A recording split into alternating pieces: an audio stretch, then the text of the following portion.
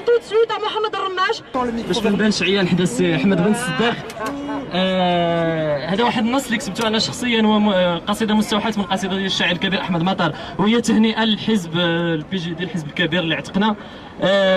رساله خاصه اللي كتهضر نيت على هذا التيم ديال الركوع.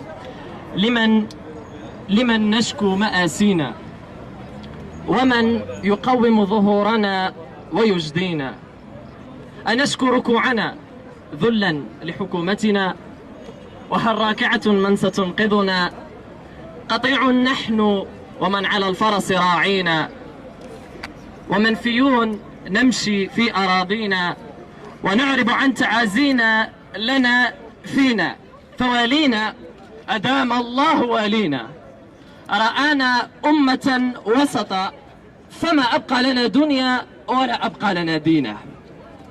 ولاة المصباح يا ولاة المصباح، ما خنتم ولا هنتم ولا أبديتم اللينا، جزاكم ربنا خيرا، كفيتم أرضنا بلوى ربيعنا، وحققتم أمانينا. وهذا عوفير يشكركم، ففي تل أبيب حينا وفي داركم حينا.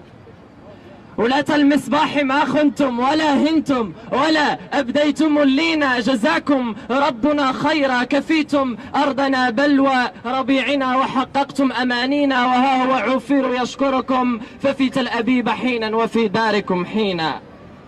سحقتم أنف الفساد، نعم سحقتم أنف الفساد، فلم ينقل عالي الهمة، ولو نقل معاذ الله لو نقل وضيعنا صاحب سيدنا. ولاة المصباح، هذا النصر يكفيكم ويكفينا، شكر الله سعيكم، تهانينا.